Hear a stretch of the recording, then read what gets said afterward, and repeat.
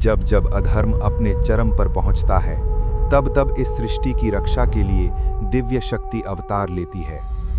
ये कथा है आदि शक्ति जगजननी माँ दुर्गा की और दो घमंडी असुरों शुंभ और निशुंभ के विनाश की। बहुत समय पहले की बात है। तीनों लोग स्वर्ग, पृथ्वी और पाताल भय से कांप रहे थे। शुंभ और निशुंभ नाम के दो असुर भाई अत्यंत शक्तिशाली थे।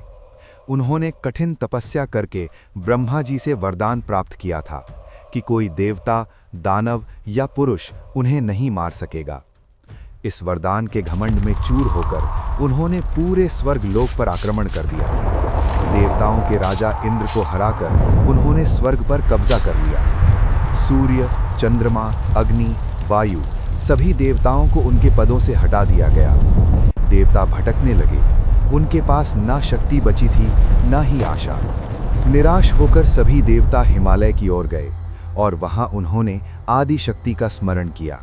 वे एक स्वर में पुकारने लगे, हे माँ, आप ही हमारी रक्षा कर सकती हैं। हे जगदम्बा, इस अधर्म का अंत कीजिए।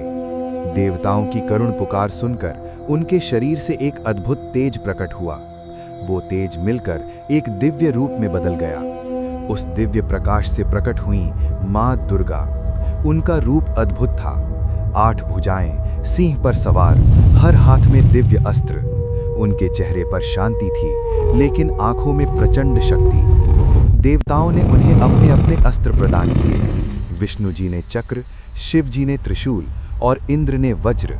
माँ ने मुस्कुराकर कहा, अब अधर्म का अंत निश्चित है।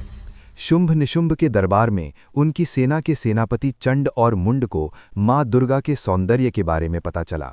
उन्होंने शुंभ से कहा कि एक अद्भुत स्त्री हिमालय में प्रकट हुई है, वो आपके योग्य है। शुंभ ने तुरंत दूत भेजा, उसे कहो कि वो मेरे पास आए और मेरी रानी बने।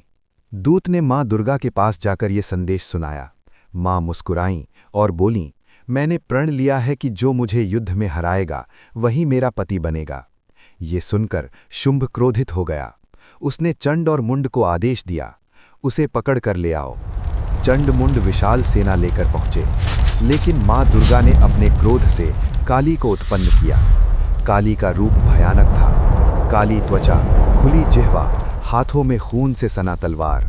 उन्होंने अकेले ही पूरी सेना का संहार कर दिया और चंड मुंड का सिर काटकर माँ दुर्गा के चरणों में रख दिया। माँ ने प्रसन्न होकर कहा, आज से तुम चामुंडा कहलाओगी। अब शुंभ निशुंभ ने अपने सबसे खतरनाक योद्धा को भेजा, रक्तबीज। उसकी शक्ति अद्भुत थी। उसके शरीर से गिरने वाली हर बूंद से एक नया राक्षस जन्म ले लेता था। माँ दुर्गा ने उस पर आक्रमण किया, लेकिन जैसे ही रक्त की बूंदें गिरीं, हजारों नए असुर पैदा हो गए। स्थिति भयानक हो गई। तभी माँ ने काली से कहा, तुम उसका सारा रक्त पी जाओ। काली जी ने अपने विशाल मुख से रक्त बीज का सारा रक्त पी लिया और अंततः उसका वध कर दिया गया। अब बारी थी निशुंभ की। वो क्रोध में भरकर युद्ध भूमि में उतरा। उसने अपने सभी अस्त्रों से माँ पर हमला किया, लेकिन माँ ने हर वार को सहजता से रोक दिया। युद्ध इतना भयानक था कि धरती कांप उठी। आखिरकार माँ ने अपने त्रिशूल से निशुंभ के सीने को बेध दिया। निशुंभ गिर पड़ा और उसका अंत हो गया। अब शुंभ अकेला रह गया था। वो क्रोध से पागल हो गया।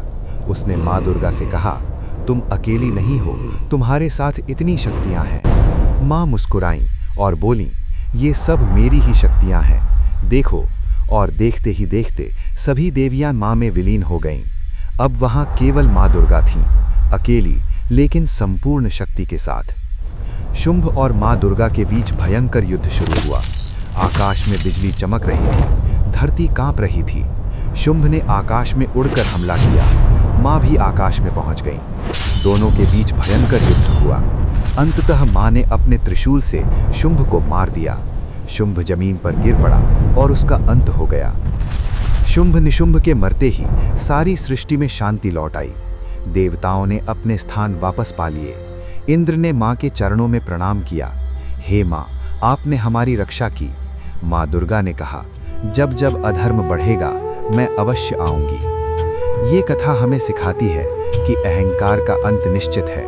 अधर्म कभी स्थायी नहीं होता और सत्य और धर्म की हमेशा विजय होती है। माँ दुर्गा केवल एक देवी नहीं, बल्कि शक्ति, साहस और न्याय का प्रतीक है।